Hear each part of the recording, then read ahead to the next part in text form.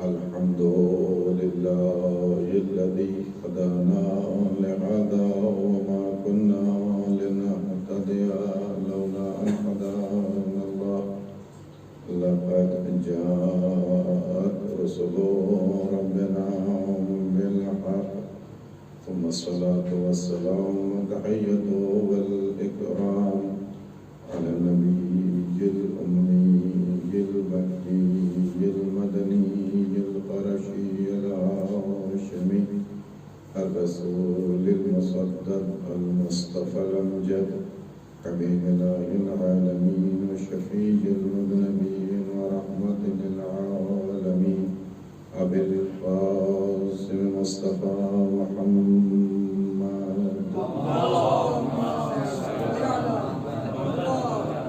وعلى آل بيته الطيبين الطاهرين المعصومين المظلومين ولعنة الله على أعدائهم أجمعين منكر فضائلهم وغاصب حقوقهم اللهم قص أنت ولا ظالم باللعن مني وابن به أولا ثم الثاني والثالث والرابع اللهم لعن يزيد خامسا ولعن عبيد الله وابن زيد بن مرجان وعمر بن سعد وشمرا وعلى أبي سفيان وعلى زيد وعلى مروان إلى يوم القيامة رب اشرح لي صدري ويسر لي أمري واحلل عقدة من لساني يفقهوا قولي أما بعد فقد قال الله سبحانه وتعالى في القرآن الحكيم وهو أصدق الصادقين وقوله الحق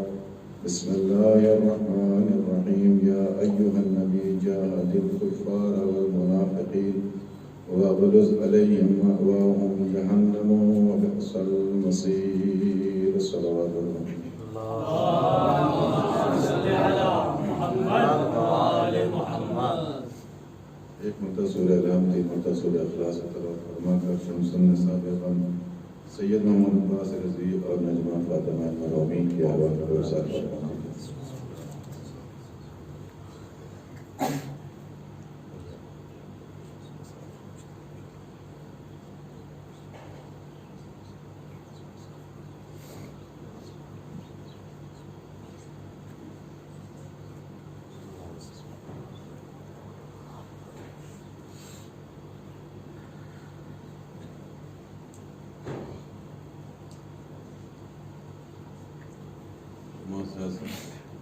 اور محترم سامعین کرام، قرآن مجید کے مقدس الفاظ ہیں جن کی تلاوت کا شرف حاصل کیا ہے۔ سورہ مبارکہ تحریم کی آیات ہیں جس میں پروردگار عالم اپنے حبیب کو ایک حکم دے رہا ہے۔ قرآن مجید میں خداوند عالم نے پیغامات کے لحاظ سے انداز کلام بھی رکھا ہے اور اپنے حبیب کو پکارنے کا طریقہ بھی تبدیل کرتے ہوئے ان پیغامات کے لحاظ سے کہ جیسا پیغام رہا ویسا ہی پیغمبر اسلام کو خطاب کیا گیا۔ جہاں ذاتی طور پر گفتگو کی بات تھی وہاں پیغمبر اسلام کو ایھا المزمل اور مدثر کہہ کے خطاب کیا، لیکن جہاں بڑا پیغام دینا ہوا وہاں اللہ نے انداز بدلا اور وہ انداز اللہ نے عہدے کے اعتبار سے خطاب کیا۔ پیغمبر اسلام کا سب سے بڑا عہدہ عہدہ رسالت ہے، اور جب بڑا عہدہ دینا چاہا تو اللہ نے اس عہدے کا خیال کرتے ہوئے پیغمبر اسلام کو اسی عہدے سے یاد کیا کہ یا ایھا الرسول بلغ، اے میرے حبیب، اے میرے رسول یہ پیغام پہنچاؤ۔ یہاں پر اللہ نے یا ایھا النبی نہیں کہا، یا ایھا الرسول کہا، اس لیے کہ اب کوئی اور پیغام نہیں، ایک بڑا پیغام آنے والا ہے اور بڑا میسج پہنچنے والا ہے، ایک بڑی تبلیغ ہو رہی ہے اور وہ تبلیغ ولایت ہے۔ لہذا یہ پتہ چل جائے کہ ایک عہدیدار کے ذریعے سے ایک بڑے عہدے کا اعلان کر رہا ہے۔ عزیزان گرامی، چونکہ سال ثواب بھی ہے اور تقریباً اس میں خواتین کی اکثریت ہے، اس لحاظ سے ایک سوال ہے اور اس کا جواب دے کر کے اپنے وقت کے اندر بات کو تمام کریں گے۔ سوال سوشل میڈیا پہ چل رہا ہے اور سوشل میڈیا پر سوال یہ ہے کہ جو بھی صحابی ہو اس کا احترام لازمی ہے، جو غلطی کرے اس کی غلطی، اس کی خطا نہیں ہے، خطا اجتہادی ہے۔ اب کچھ بھی کرتا رہے اس کی خطا نہیں مانی جائے، کیوں؟ اس لیے کہ اس کے ساتھ صحابیت کا تمغہ لگا ہوا ہے، اس کو ملا ہوا ہے، صحابی ہے، اللہ کے رسول کا صحابی ہے۔ اور یہاں تک بات آ گئی کہ اگر معاویہ کو بچانا ہے تو یزید کو کی طرفداری کرو، اس کی حمایت کرو تاکہ معاویہ کو بچایا جا سکے۔ ان کا مقلوں کو پتہ نہیں، جس کو قرآن نے ملعون کہہ دیا ہے زندگی بھر تم کوشش کرو اس کو رحمت کے باب تک نہیں پہنچا سکتے۔ میں نے جس آیت کی تلاوت کی ہے اسی نقطہ نظر سے، اور اس میں تقریباً 3 تقریریں الحمدللہ بھی ہم کر چکے، آپ لوگ دعاؤں میں رکھیں، اس کا ایک حصہ آپ کے سامنے پیش کرنا چاہتا ہوں کہ کیا اللہ کی بارگاہ میں کوئی رشتہ قابل قبول ہے یا نہیں ہے؟ اس نے رشتوں کو معتبر مانا ہے نہیں مانا کہ ہم فلاں کی صحبت میں رہے، فلاں کے ساتھ میں رہے، ساتھ رہنے میں انسان کمال پر پہنچ جائے گا یا اس کی یہ صحبت اس کو اس منزل تک پہنچائے گی اور اللہ کی بارگاہ میں سرخرو کر دے گی۔ ہم تو فلاں نبی کے ساتھ تھے، ہم تو فلاں رسول کے ساتھ تھے، ان کے بس میں بیٹھے ہوئے تھے، ہم کاتب وحی تھے، پیغمبر اسلام کے ساتھ رہنے والے صحابہ کرام۔ صلوات پڑھے محمد والے۔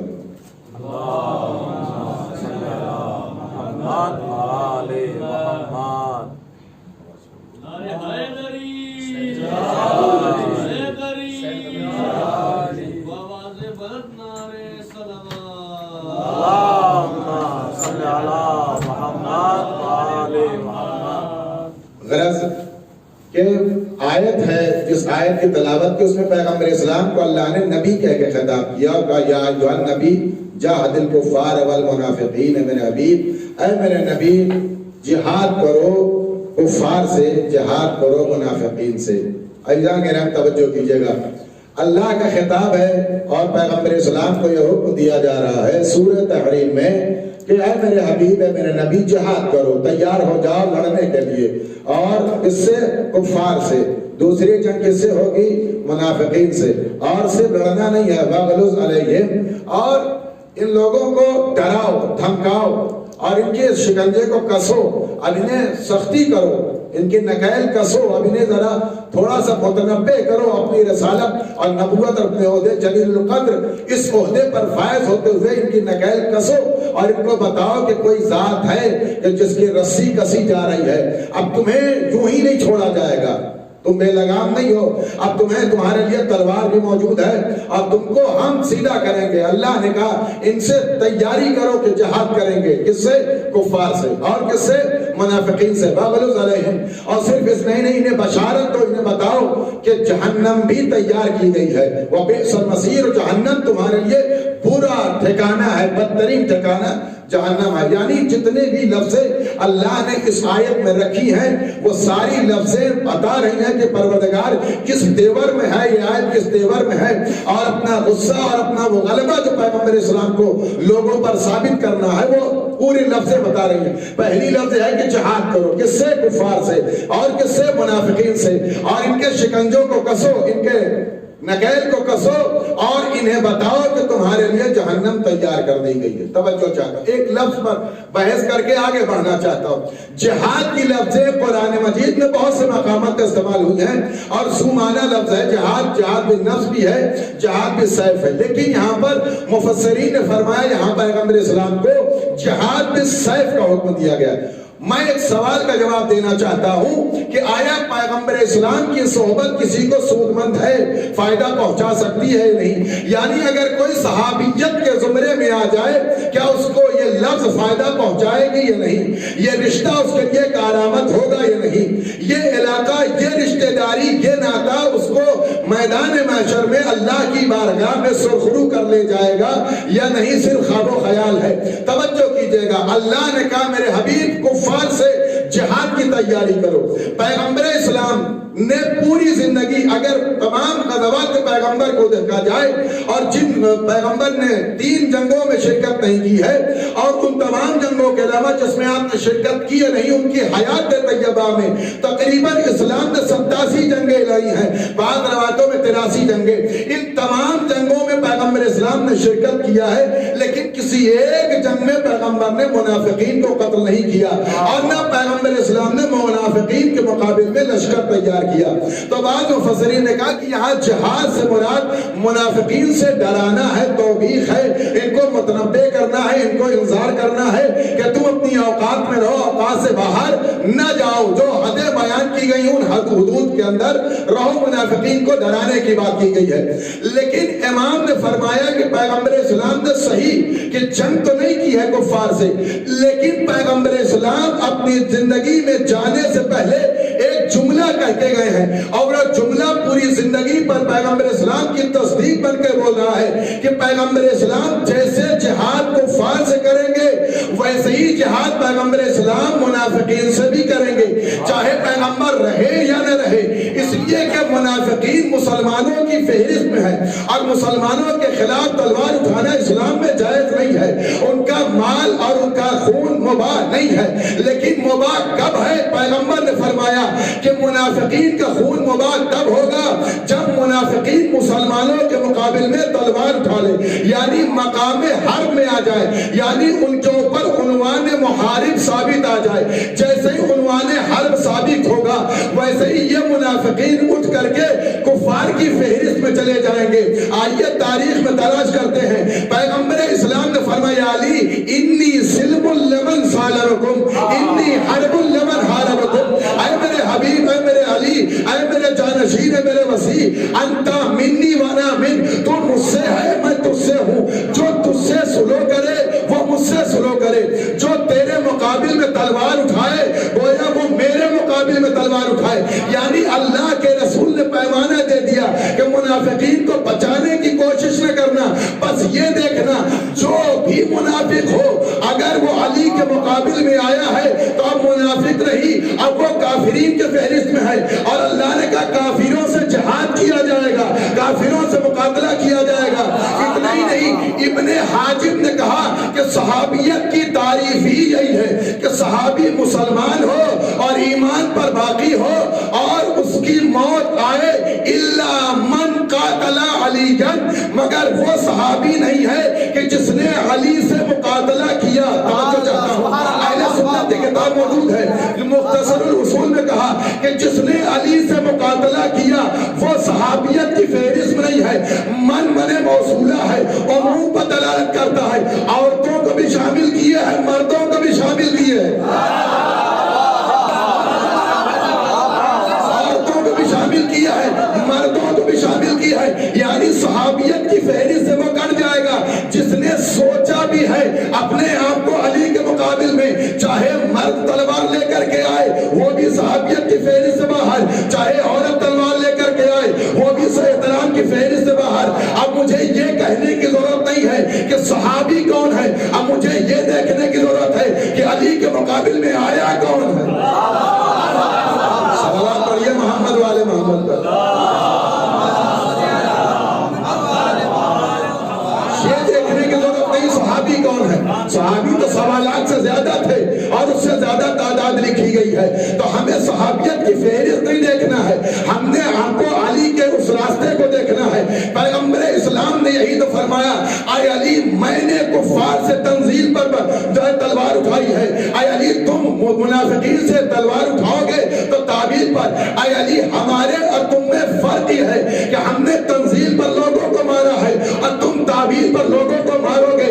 عزیزان گرامی، تعبیر پر اور تنزیل میں فرق یہ تھا کہ جو لوگ قرآن پر ایمان نہیں لائے تھے وہ تنزیل کے منکر تھے، جو قرآن کے اقرار کرنے والے تھے لیکن حقیقت قرآن کے منکر وہ تعبیر تعویل کے منکر تھے، تو پیغمبر اسلام نے بشارت دے دی اے علی تمہاری جنگ جو ہوگی وہ تنزیل سے نہیں بلکہ تعویل کے مقابل میں آنے والوں سے ہوگی، اسی لیے جو فہرست مکمل ہوئی اے علی تمہارے مقابل میں آنے والے 3 قسم کے گروہ ہوں گے، اور جو اس گروہ میں شامل ہوگا چاہے جتنا بڑا مسلمان ہو، چاہے اس کے گردن میں صحابیت کا تمغہ لگا ہوا لٹک رہا ہو، اور چاہے کاتب وحی کے ذریعے سے دنیا میں مشہور ہو، لیکن اگر مارقین بن کے آیا، قانتین بن کے آیا، ناقصین بن کے آیا، تو یہ تینوں گروہ میں اسے شمار کیا جائے گا۔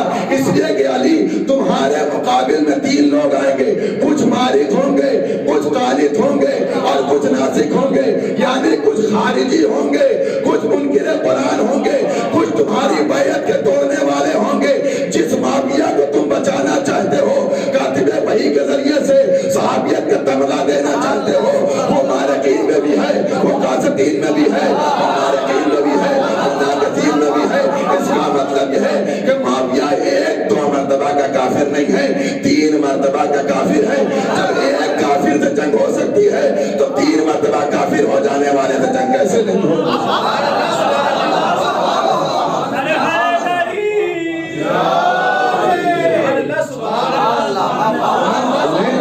انہیں صحابیت کی فہرست میں لاؤ گے جو مارقین میں بھی تھے، قانتین میں بھی تھے، اور ناقصین میں بھی تھے، بیعت توڑنے والوں میں بھی شامل تھے، تو معاویہ کا تینوں میں شمار ہوتا ہے۔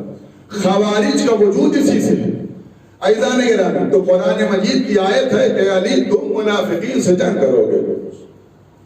پیغمبر اسلام نے اپنی زندگی میں جنگ نہیں کی، لیکن مولا علی نے نفس رسول ہوتے ہوئے منافقین سے جنگ کر کے بتایا کہ پیغمبر اسلام اپنی زندگی میں تو منافقین سے جنگ کر کے نہیں گئے، لیکن یہ پیمانہ دے کے گئے اے علی جو تمہارے مقابل میں تلوار لے کر کے آئے گا تو تمہاری اوپر لازم ہے کہ تم تلوار اٹھاؤ۔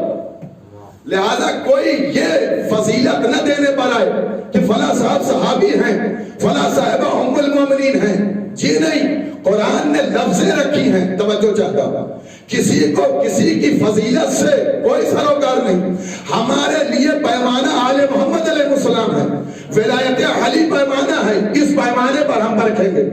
کہا نہیں، جو پیغمبر کی صحبت میں رہا ہو وہ معتبر ہے، اس کا احترام ضروری ہے۔ ایک بات درمیان میں آ گئی ہے کہ ام المومنین کی فہرست میں جو آ جائے وہ قابل احترام ہے، اور جو صحابہ کی فہرست میں آ جائے وہ بھی قابل احترام ہے۔ اچھا، قرآن میں کیوں کہا؟ اس لیے کہ صالح بندوں کے ساتھ جو رہتا ہے وہ بھی صالح ہوتا ہے۔ من تشبہ بقوم فہو منہم، یہ قرآن کا پیمانہ ہے۔ جو جس قوم کے ساتھ رہتا ہے، جو جس قوم سے مشابہ ہوتا ہے، اسی کے ساتھ اس کی شناخت اور پہچان ہوتی ہے۔ لہذا یہ لوگ پیغمبر اسلام کے ساتھ رہے ہیں اس لیے صحابی ہیں، پیغمبر اسلام کے ساتھ بس میں رہے ہیں اس لیے مومنہ ہیں، ساتھ صالح بندوں میں۔ تو میں نے کہا بھی قرآن مجید اسی سورہ تحریم میں اللہ مثال دے رہے 2 کافرہ عورتوں کی اور 2 مومنہ عورتوں کی۔ 2 وہ عورتیں جو کردار میں بدتر ہیں لیکن 2 صالح بندوں کے ساتھ رہ رہی ہیں۔ ایک کردار میں معتبر ہے لیکن کردار میں سامنے والے اپنے شوہر کے ساتھ بدترین انسان کے ساتھ، یعنی 2 بہترین انسان کے ساتھ ایک بدترین انسان کے ساتھ، لیکن دونوں کا رشتہ قابل قبول نہیں ہوا، یعنی دونوں کی صحبت ایمان پر سودمند ثابت نہیں ہوئی، اثر انداز نہیں ہوئی۔ پہلی مثال قرآن کہتا ہے کہ اللہ نے کافروں کی مثال جناب نوح کی بیوی اور جناب لوط کی بیوی کے ذریعے دیا ہے، اور یہ مثال کس بات کی دی ہے؟ توجہ چاہتا ہوں، یعنی ضرب اللہ مثلا للذین کفروا امرأۃ نوح امرأۃ لوط، جناب نوح کی بیوی کے ذریعے سے اور جناب لوط نبی اللہ کی بیوی کے ذریعے سے اللہ نے کافروں کی مثال پیش کی ہے۔ یعنی مثال کیا پیش کی؟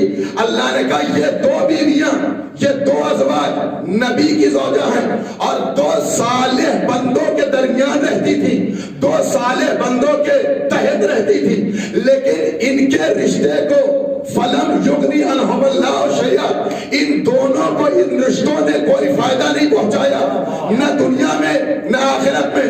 دنیا میں رہی رسوا ہوتی رہی، آخرت میں اللہ نے کہا ہم ان دونوں کو ان لوگوں کے ساتھ جہنم میں داخل کریں گے کہ جن لوگوں کے لیے جہنم طے ہے، اس کا مطلب ازواج پیغمبر میں کچھ بیویاں، ازواج انبیاء میں کچھ بیویاں ایسی ہیں جو نبی کے ساتھ رہتے ہوئے بھی حقدار جہنم ہیں،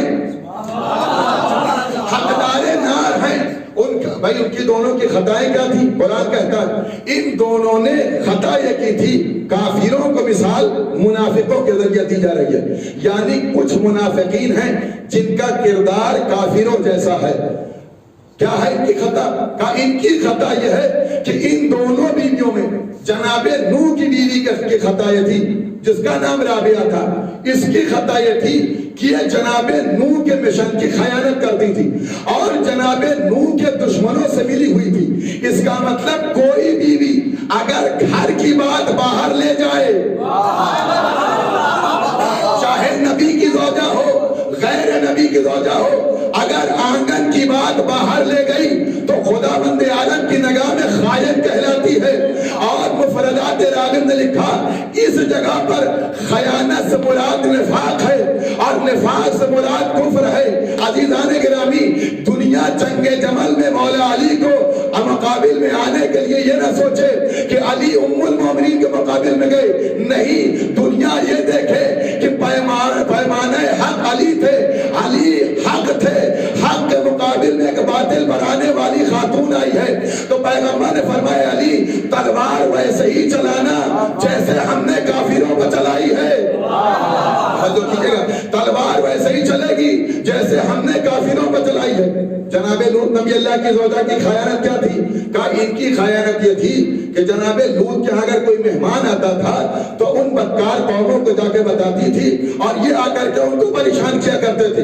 اس کی بنا پر اللہ نے دونوں کو خائن کہا ہے اور اس خیانت کو اللہ نے کفر سے تعبیر کیا ہے اور کفر سے نفاق سے تعبیر کرتے ہوئے اللہ نے جہاد پر آمادہ کیا ہے۔ عزیزان گرامی، یہ دو وہ خائن عورتیں ہیں کہ جن کی بنا پر، ان کی خیانت کی بنا پر رشتہ نبوت جو ان سے جڑا ہوا تھا یہ رشتہ فائدہ مند نہیں ہوا۔ اس کا مطلب قانون قرآن ہے کہ اگر کوئی خیانت کرتا ہے، چاہے جیسی خیانت ہو، چھوٹی خیانت ہو، بڑی خیانت ہو، خیانت کرنے والا مرد ہو یا عورت ہو، اگر قرآن کی نظر میں خائن ہوگا تو اس کو جب رشتہ نبوت فائدہ نہیں پہنچا سکا تو رشتہ صحابیت کہاں سے فائدہ پہنچائے گا؟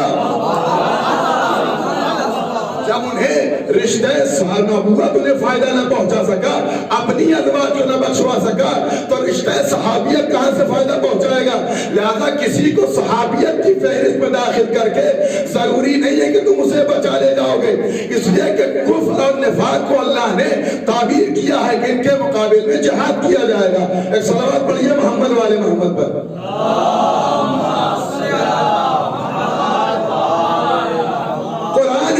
اس خیانت کے نقطہ نظر میں معاویہ کی خیانت یہ تھی کہ اس نے امیر المومنین کے حق کو غصب کیا اور جو بیعت توڑی تو ناکسیر میں کہلایا اور مولا علی کے مقابل میں تلوار اٹھائی۔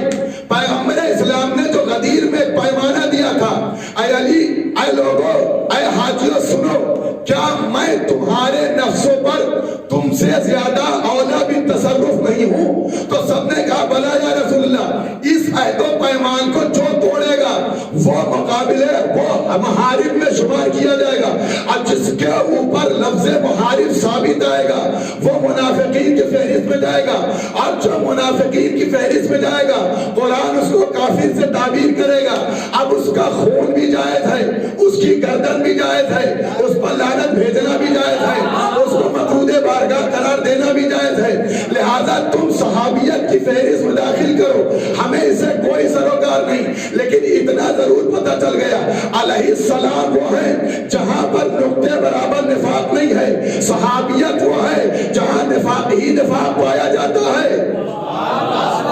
دوسری تصویر اس آیت کے زمرے میں کہ ان دو بیویوں کو جو نبی کی زوجہ ہیں، نبی کی ازواج ہیں، ان کی زوجیت اور ان کا یہ رشتہ، ان کا یہ علاقہ ان کو فائدہ نہیں پہنچا سکا۔ عزیزان گرامی، پیغمبر اسلام نے متعدد مقامات پر حتیٰ کہ آیت تطہیر کے زمرے میں تفسیر ابن کبیر میں بھی ابن کثیر نے بھی لکھا کہ 6 مہینے تک پیغمبر اسلام دروازے پر آتے رہے، السلام علیکم یا اہل بیت النبوت کہتے رہے اور لوگوں کو پہچنواتے رہے، حتیٰ کہ پیغمبر اسلام نے صحابہ کے درمیان ایک شانے پر امام حسن دوسرے پر امام حسین کو بٹھایا اور یہ بتا دیا کہ دنیا والوں دیکھو یہ دونوں میرے شہزادے ہیں، ان کو پہچان لو، یہ دونوں امام ہیں، چاہے قیام میں ہو اور چاہے سلو کی منزل میں ہو، چاہے قعود کی منزل میں ہو، اگر سلو کریں تب بھی امام ہیں، اگر حملہ کریں تب بھی امام ہیں، یعنی قیام کی منزل میں بھی امام، قعود کی منزل میں بھی امام، یعنی کہنے کا مطلب یہ ہے کہ یہ دونوں شہزادے جس منزل میں تم دیکھو گے تو ان کو اپنے امام کے اعتبار سے دیکھنا،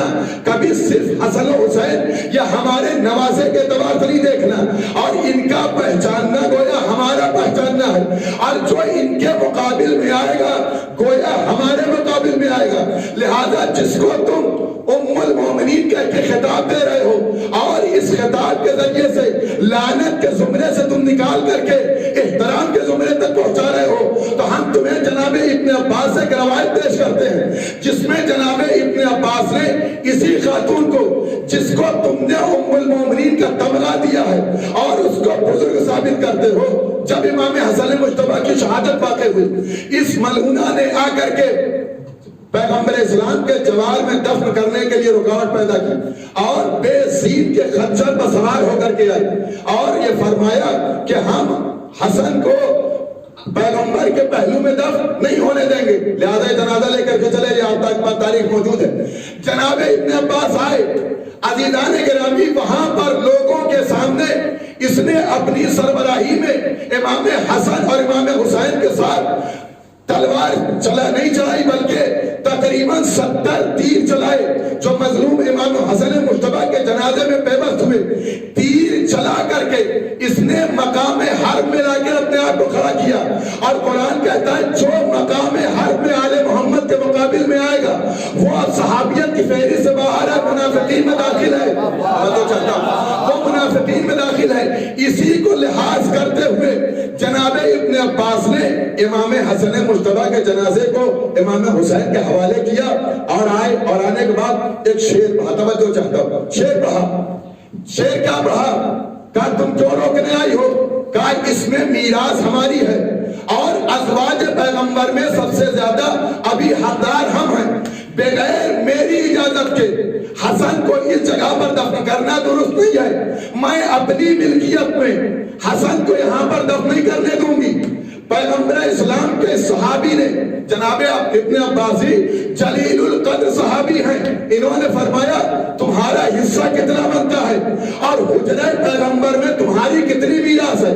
جناب ابن عباس نے فرمایا لکن تسعو من السمن تملکتے تبغلتے تجملتے وَلَقَدْ اِشْتَ تَفَيَّلْتِ کہ تو وہ ہے کہ تیرا حصہ پیغمبر کی 9 بیویوں میں سے 8واں حصہ تیرا بنتا ہے تیری ملکیت میں سے، اور تو آج خچر پر سوار ہو کر کے حسن مجتبی کا جنازہ روکنے آئی ہے، تو میں تجھے بتاتا ہوں آج تو بے زین کے خچر پر سوار ہو کر کے آئی ہے، کل تو توجہ چاہتا کل تو اگر زندہ رہ گئی تو تو اونٹ پر بھی آئے گی اور باقی رہ گئی تو ہاتھی پر بھی سوار ہو کر کے آئے گی۔ وَلَقَدْ اِشْتَ تَفَيَّلْتِ اگر تو زندہ رہ گئی تو تو ہاتھی پر سوار ہو کر کے آئے گی۔ یہ کس نے کہا تھا؟ یہ جناب ابن عباس نے کہا تھا۔ جناب ابن عباس نے اپنے شعر میں واضح کر دیا کہ چاہے تو اونٹ پر سوار ہو کر کے آئے تب بھی منافقہ ہے، چاہے تو خچر پر سوار ہو کے آئے تب بھی منافقہ ہے، اور اگر زندہ رہ کے ہاتھی پر سوار ہو کے آئے تب بھی منافقہ ہے، اس لیے کہ پیغمبر نے فرمایا ہے کہ آل محمد کے مقابل میں آنے والا منافق بھی ہے اور کافر بھی ہے۔ صلوات پڑھیے محمد والے محمد۔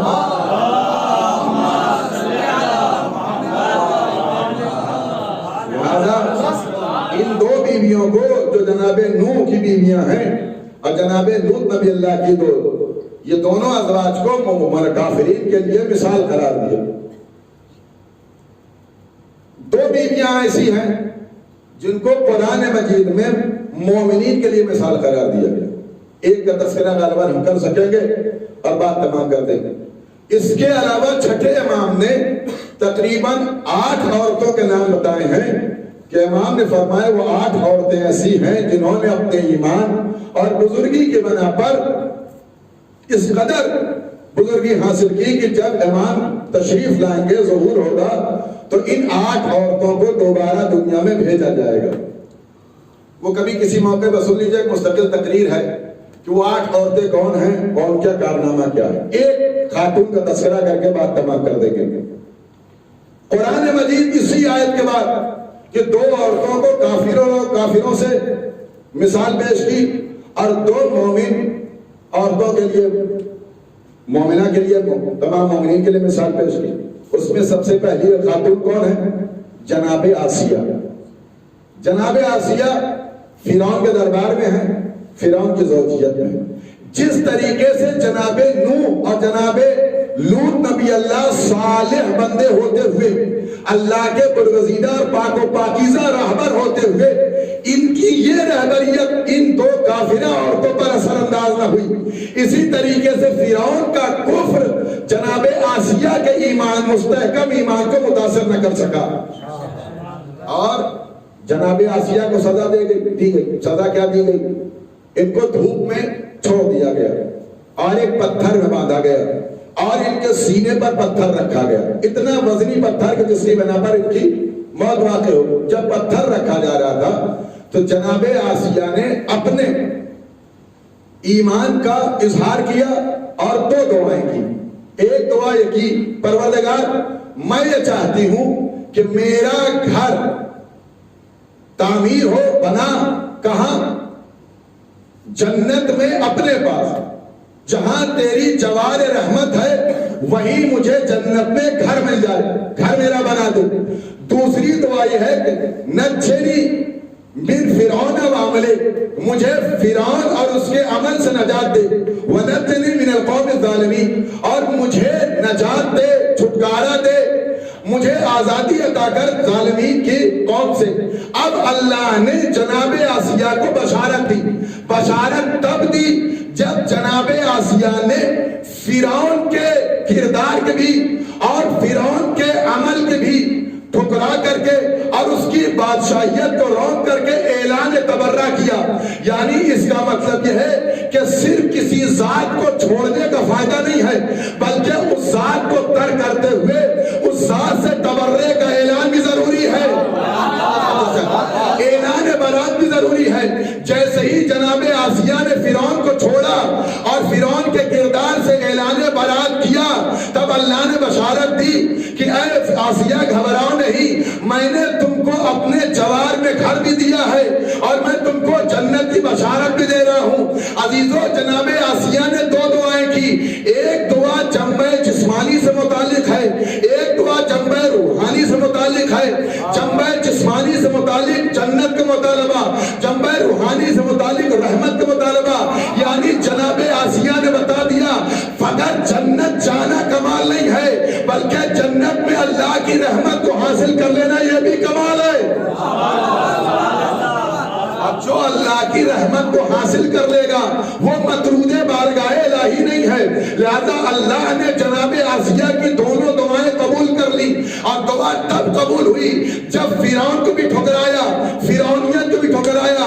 اسی طریقے سے امت پیغمبر کو اس آیت کے ذریعے سمجھایا گیا کہ تنہا پیغمبر اسلام کے دشمنوں کو چھوڑنا نہیں کافی ہے، بلکہ دشمنوں کے ساتھ ان کے کردار سے تبرہ بھی ضروری ہے۔ ہم آل محمد اسی لیے ہر مقام پر، ہر جگہ بیٹھ کر کے تبرہ عملی طور پر پیش کرتے ہیں۔ ہم تنہا یزید کے مخالف نہیں ہیں، یزیدیت کے بھی مخالف ہیں۔ صلوات پڑھیے محمد والے محمد۔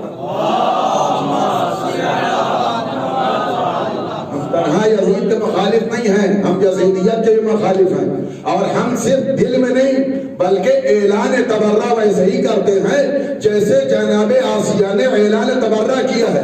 لہذا کوئی یہ کہہ کے نہ بخشوائے اور یہ نہ کہہ کے بہکائے کہ نہیں تبرے سے فائدہ کیا ہوگا، اعلان برات سے کیا فائدہ ہوگا۔ اعلان برات سے بالکل فائدہ ہے، اور فائدہ صرف اعلان برات سے نہیں ہے بلکہ آدھے ایمان سے زیادہ فائدہ ہے۔ امیر नाक़े साले को पै करने वाला एक आदमी था जिसका नाम केदार था, और उस एक आदमी की वजह से 80,000 लोग, तवज्जो चाहता हूँ, 80,000 अफराद उनको अल्लाह ने अजाब में खत्म कर दिया। आखिर वजह क्या है? सालिम तो एक था, नाक़े साले को पै करने वाला फर्द वाहिद था। एक आदमी को सजा देनी चाहिए थी, इतनी पूरी उम्मत को सजा दे के फायदा क्या है? मौला ने फरमाया हाँ सही है तुम्हारा एतराज, लेकिन उनको अल्लाह ने सजा इसलिए दी कि उन्होंने केदार की किरदार से बरात का इजहार नहीं किया, उन पर तबर्रा नहीं किया, उन पर लानतें नहीं भेजी, लिहाजा वो कौम तबाह हो जाती है जो जालिम के जुल्म के साथ साथ जालिम पर तबर्रा नहीं करती। आज हर मकाम पर, हर गली में, हर मोड़ पर, हर जुलूस में, हर मजलिस में, हर महफिल में हम यजीदियों पर, दुश्मनाने आले मोहम्मद पर, उम्मत पैगंबर के दुश्मनों पर लानत करके बताते हैं कि हम कल भी लोगों के लिए मुखालिफ थे, आज मुखालिफ हैं। जिस तरीके से केदार के किरदार के नाबरात करने वाले लोग अजाब से शिकार हुए, इसी तरीके से हम ऐलान बरात करके बता रहे हैं हम वाकई वफादार उम्मत हैं। हमारा ऐलान बरात करना हमारे ईमान की दलील है, उम्मत पैगंबर के फरमा बरदार होने की दलील है। हम तो तबर्रा कर रहे हैं, यूं ही तबर्रा नहीं कर रहे हैं, हबस नहीं है। कुरान ने कहा है ऐलान बारात कीजिए, जब तक ऐलान बारात नहीं होगा दिल से किसी को कोई माने किसको क्या पता। लिहाजा ऐलान बारात भी जरूरी अज़ा निगरान। बस यही से बात को रख देना चाहता हूं। लिहाजा इधर उधर की फजीलतों को चुरा करके किसी को फजीलत दे करके आप बाशरफ बाकमाल नहीं बना सकते कि कोई सहाबी हो गया, कोई अज़वाज पैगंबर में दाखिल हो गया। कुरान पढ़िए, सूरह तहरीम की आयतों को देखिए, आपको वाज़ेह हो जाएगा। बस आखिरी कहा भाई उम्मुल मोमिनीन हैं, इनकी फहरिस्त में जो दाखिल हो गया बस सहाबा किराम हैं। अब इनको लिहाजा कफ़ुल लिसान, इसका भी जवाब किसी मौके पर दिया जाएगा कि इनके मुकाबले में कुछ ना बोला जाए, इनकी खता इज्तिहादी है। एक किताब लिखी गई 2 जिल्दों में है क़वालिकुन नुसूस, जिसमें फजीलत आले मोहम्मद अलैहिस्सलाम को चुरा करके लोगों के लिए जो किया गया है। उसमें वो रवायत मौजूद है जिसमें पैगंबर इस्लाम ने फरमाया कि अली तो मेरे इल्म का दरवाजा हो और मैं उस शहर हूँ और तुम उसके दरवाजा हो, और फला साहब दीदार है, फला साहब हायत है, फला साहब जो ये है। उसमें ये रवायत मौजूद है। एक रवायत और ये रवायत मौक़िब दुर्री में भी है। बस यहीं से रब्ता मसाइल तवज्जो चाहिए। उम्मुल मोमिनीन का एहतराम करिए। क्यों करिए? का पैगंबर की ज़ौजा है, का मुसलमानों में गरोह है शिया। तवज्जो चाहिए। उन्होंने फजीलत में जिस जुल्फ़िकार को जहां नाजिल होना चाहिए था उससे हटा करके कहीं और तस्करा किया। मौक़िब दुर्री में कहाँ नाजिल हुई? का जुल्फ़िकार हजरत अली के लिए नाजिल नहीं हुई। कहाँ नाजिल हुई? का जुल्फ़िकार अल्लाह ने नाजिल किया उस वक्त कि जब पैगंबर इस्लाम आ रहे थे सुलह हुदैबिया के बाद, तो एक बहुत बड़े पहाड़ के ऊपर एक शैतान जैसी औरत बैठी हुई थी और उसके बाल खुले हुए थे, बहुत तूल व तवील जसीर कद व क़ामत के एतबार से थी। अल्लाह ने ज़ुल्फ़िकार को नाजिल किया और कहा ऐ रसूल, आपको हमने कहा कि आप कुफ़ार से भी जिहाद करिए, आप मुनाफ़िकीन से भी जिहाद करिए, लिहाजा ये ज़ुल्फ़िकार आपको दे रहा हूँ, इसको कत्ल करवा दीजिए। मौला अली को बुलाया, या अली ले तलवार लीजिए और ले जाकर कत्ल कर देंगे। कल ये जो लोग कहते हैं कि जंग उहद में नाजिल हुई और अली के फजीलत में नाजिल हुई, ये फजीलत अजीलत में नाजिल नहीं हुई, ये उस औरत को कत्ल करने के लिए अल्लाह ने नाजिल किया है। लिहाजा ये कौकब दुर्री की रवायत है। तवज्जो चाहता हूं। हमने कहा ठीक है, अगर आप यही कहते हैं कि ज़ुल्फ़िकार उस औरत को कत्ल करने के लिए नाजिल हुई, तो पैगंबर इस्लाम ने जनाबे जिब्राइल से पूछा, जिब्राइल है कौन ये? तवज्जो चाहता हूं। ये कौन है जिसको अल्लाह ने तलवार नाजिल किया कि इसको कत्ल कर दिया जाए? जनाबे जिब्राइल ने कहा ये शैतान की माँ है, ये शैतान की माँ है, ये जिनों से ताल्लुक रखती है, शैतान जिनों में से है, लिहाजा ये उसकी माँ है, इसको कत्ल कर दीजिए। हमने कहा भाई आपने मसला आसान कर दिया, बात आप करते हैं, नतीजा हम निकालते हैं, कम से कम इतना तो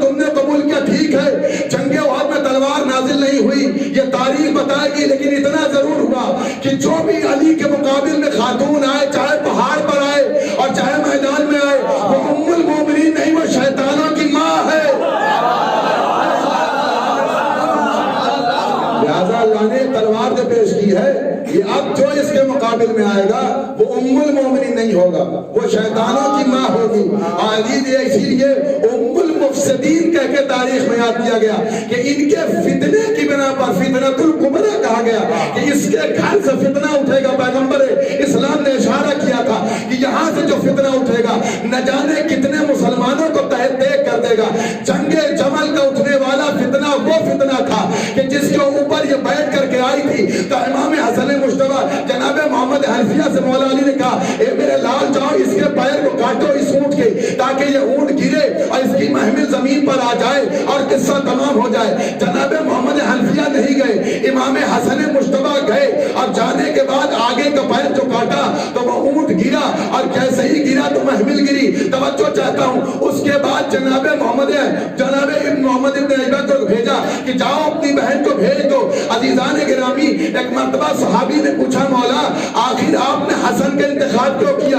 کہا اس لیے کہ جس اونٹ پر سوار ہو کے آئی تھی وہ اونٹ نہیں تھا، وہ شیطان تھا جس کے اوپر یہ سوار ہو کر کے آئی تھی۔ لہذا شیطان پہ قتل کی ذمہ داری معصومین کو دی گئی ہے۔ یہ اونٹ پر جو سوار ہو کر کے آئی ہے یہ شیطانوں میں سے، جنوں میں سے اونٹ بن کر کے آئی جس پر یہ سوار ہو کر کے آئی۔ عزیزان گرامی، لہذا نہ رشتے زوجیت فائدہ دینے والا ہے اور نہ رشتے صحابیت فائدہ دینے والا ہے۔ فائدہ دے گا صرف ایمان، جس کا جیسا مستحکم ایمان ہوگا ویسے ہی فائدہ دے گا۔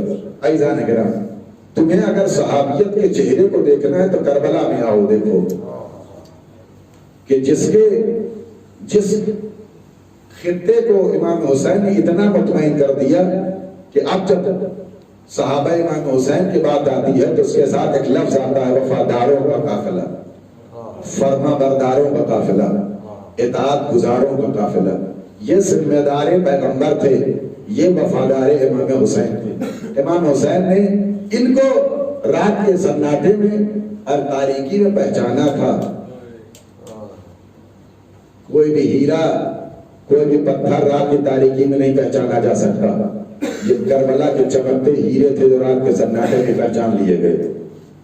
ان کے ایمان کی جلا اتنی روشن تھی کہ مظلوم کربلا نے یہ بات کہہ کے لوگوں کے سامنے ان کو اعلان کر دیا کہ دیکھو، جیسے صحابی مجھے ملے، نہ میرے نانا کو ملے، نہ میرے بابا کو ملے، نہ میرے بھیا کو ملے۔ عزیزان گرامی، کربلا ہر روح کو مطمئن کر رہی۔ مجھے حکم ہے کہ جناب زینب کبریٰ کے 2 شہزادوں کا تذکرہ کروں۔ عزیزان گرامی، جب یہ قافلہ مدینے سے چلا اور جناب زینب نے جناب عبداللہ سے کہا، عبداللہ شرط جو رکھی تھی اس کو پورا کر دو۔ جناب عبداللہ نے کہا، شہزادی آپ مختار ہے، جا سکتی ہیں۔ جناب زینب کبریٰ اپنے بھیا کے ساتھ کربلا کے لیے روانہ ہو گئی۔ ابھی کچھ دور قافلہ چلا تھا کہ ایک مرتبہ دوڑاتے ہوئے جناب عبداللہ مظلوم کربلا کے پاس آئے اور آواز دی، میرے آقا قافلہ تھوڑی دیر کے لیے روک دی جائے۔ کیوں روک دیا جائے؟ کہا اس لیے کہ ہم شہزادی سے ملاقات کرنا چاہتے ہیں۔ جناب عبداللہ جناب زینب کبریٰ کے محمل کا قریب پہنچے۔ جیسے قریب آئے، سر مبارک بی بی نے نکال کے کہا، عبداللہ اگر روکنے آئے ہو تو سن لو، ادھر حسین جائے گا، ادھر میری روح نکل جائے گی۔ جناب عبداللہ نے دست ادب جوڑ کے کہا، مجھ میں اتنی جسارت کہاں میں آقا زادی کو روک سکوں، پر ایک گزارش ہے۔ گزارش کیا ہے؟ کہا بی بی یہ 2 نگینے لایا ہوں، یہ 2 بچے لایا ہوں، ایک کو حسین پر اپنی طرف سے قربان کر دینا، ایک کو میری طرف سے قربان کر دینا۔ شہزادوں کو محمل میں بٹھا دیا بی بی نے۔ وہ عظیم خاتون جس کو ام المصائب کہا گیا ہو، جس کو جبل الصبور کہا گیا ہو، وہ زینب تو شریکت الحسین بن کے کربلا میں قدم رکھ رہی ہے۔ اس نے وعدہ کر رکھا ہے کہ ہم اگر رہیں گے تو صرف جناب امام حسین پر گریہ کریں گے، اپنے ماجائے پر ماتم کریں گے۔ اللہ اکبر! عاشور آ گئی، شہزادوں کو قریب بلایا، جاؤ میرے لال اپنے ماموں پر جان قربان کر دو، مجھے بھی میری ماں کی بارگاہ میں سرخرو کر دو۔ شہزادوں نے کہا، ماں اتنی مہلت دلا دو کہ میں مقتل پہنچ جاؤں۔ دونوں شہزادوں کو لے کر کے امام کی بارگاہ میں آئی، بھیا میرے ہدیے کو قبول کر لو۔ دونوں ننھے شہزادوں کو مقتل میں جناب زینب کبریٰ کے سامنے امام حسین نے سجا کے سوار کے گھوڑے پر سوار کر دیا۔ مقتل میں عبداللہ کے لاڈلے پہنچے، جعفر کے پوتے آئے اور ایک مرتبہ جنگ کرنا شروع کر دی۔ تاریخ نے لکھا کہ کوئی حسین کے دونوں بھانجوں کے مقابل میں نہیں آتا۔ لڑتے لڑتے ایک مرتبہ فرات کے کنارے پہنچ گئے، فرات پر قبضہ کر لیا۔ عجب نہیں کسی بی بی نے کہا ہو اے شہزادی مبارک ہو، آپ کے بچوں نے فرات پر قبضہ کر لیا۔ اتنا سننا تو زینب تڑپ گئی، ارے کہیں میرے بچے پیاسے ہیں، کر مقتل میں دریا کے کنارے گئے ہیں، اے میرے شہزادوں پانی نہ پینا، سکینہ پیاسی ہے، علی اصغر پیاسا ہے۔ اللہ اکبر۔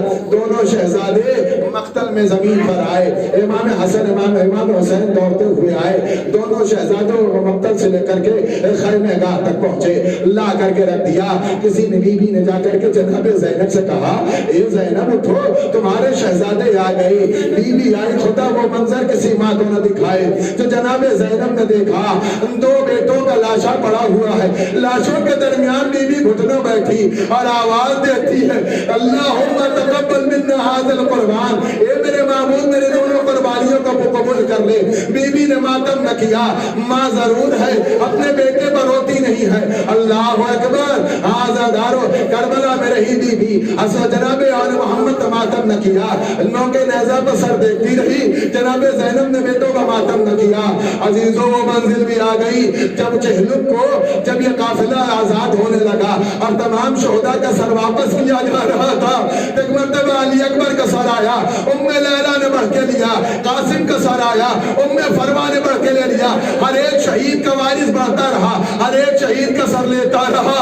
ارے دو شہزادوں کا سر آیا، کوئی بی بی آگے نہ بڑھی۔ ایک شخص ایک خاتون کہتی ہے کہ ان دونوں بچوں کی ماں دنیا میں نہیں ہے۔ ارے زینب تڑپ گئی اور آواز دی ارے ایسا نہ کہو، ان دونوں بچوں کی دکھیاری ماں زینب زندہ ہے۔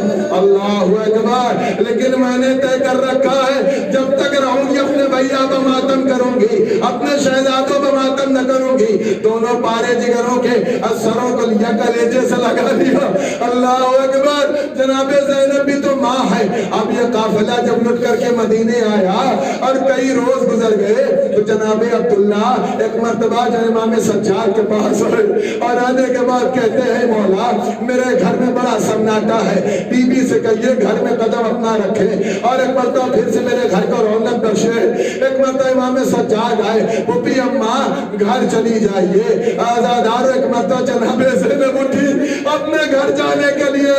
اب وہ زینب جو اپنے دو شہزادوں کو قربان کر چکی ہے، جیسے ہی گھر میں قدم رکھا دو ننھے بستر دکھائی دیے، زینب زمین پر بیٹھ گئی اور آواز دی اے میرے شہزادوں مجھے معاف کر دینا، اے میرے بچہ تمہاری ماں تم پر ماتم نہ کر سکی، اب جب زندہ ہوں تم پر ماتم کر۔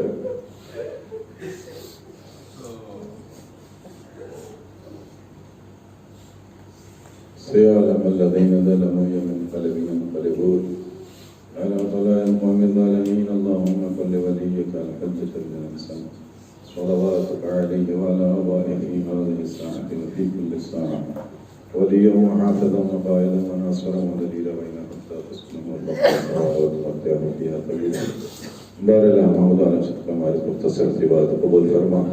پروردگار شیعان حضر کردار جہاں جہاں جہاں عزت آبرو کی حفاظت فرما، علماء کرام ہمارا جیزان کی حفاظت فرما، ہمارے گناہ کبیرہ صغیرہ کی مغفرت فرما، ہم جو بیمار ہیں شفائے کامل عاجل عنایت فرما، پروردگار اس وبا سے دنیا کو نجات امن عنایت فرما، وارث اعظم امام زمانے کے ظہور میں تعجیل فرما۔